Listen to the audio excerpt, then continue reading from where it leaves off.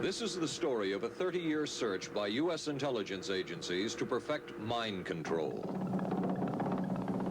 Some of those engaged in that search have agreed to talk about it for the first time. One said, "I think every last one of us felt sorry to attempt this kind of thing. We knew we were crossing the line."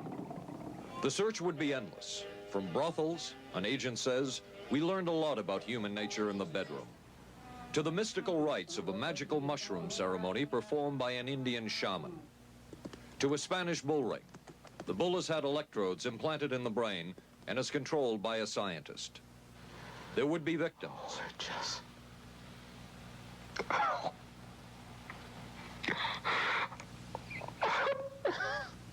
One intelligence agency tried to peel this man's mind back to reveal its deepest secrets. I'll live through it. I'll live through it. This man worked on some of these programs. He would write of his work, "It was fun, fun, fun." This is the story of the search for mind control. ABC News Close-Up, Mission Mind Control.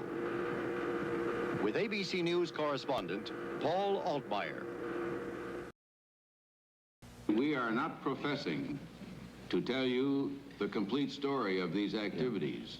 We are professing to tell you the complete story that we know. Right. But these records that we've uncovered don't tell the story. They tell pieces of it. This is a story that has been told in bits and pieces. This is an attempt to pull most of it together. We know we don't have the full story. We do, however, have some striking new revelations and insights. The story begins here, just off the nation's front yard, the Mall. The buildings behind me were the headquarters for the World War II Office of Strategic Services. It was here that the first halting steps toward mind control began. The shaper and molder of OSS was General Wild Bill Donovan. He said of his group's work, "We may have made mistakes, but we were not afraid to try things that were never done before." In this anything-goes atmosphere, Donovan appointed this man, Stanley Lovell, a Boston industrialist, to break new ground in many scientific and technical fields. Donovan called Lovell his Dr. Moriarty, after the fiendish professor in Sherlock Holmes. Lovell liked the name and posed for this Saturday Evening Post photo. He later wrote of his OSS job that it was, quote, "to stimulate the PEC's bad boy beneath the surface of every American scientist and to say to him, throw all of your normal law-abiding concepts out of the window. Here's a chance to raise merry hell." It was in this atmosphere that the search for mind control began. This bizarre man would be an active participant in that search over the next 2 decades.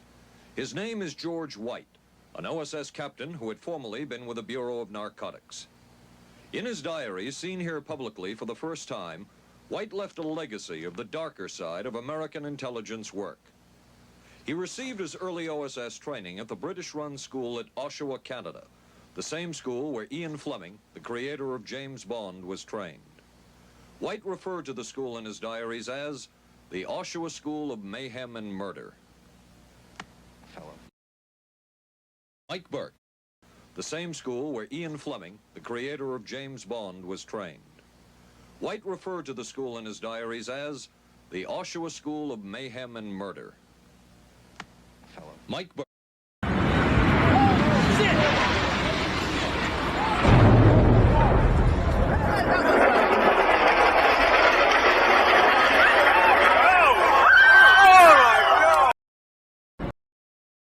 The same school where Ian Fleming, the creator of James Bond, was trained. White referred to the school in his diaries as the Oshawa School of Mayhem and Murder.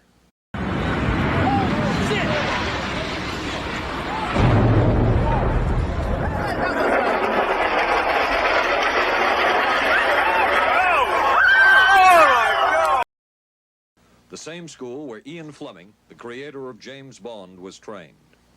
White referred to the school in his diaries as the Oshawa School of Mayhem and Murder. Mike Burke.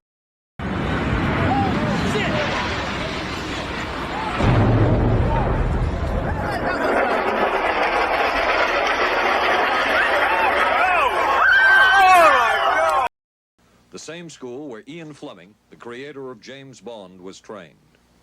White referred to the school in his diaries as the Oshawa School of Mayhem and Murder. Mike Burke.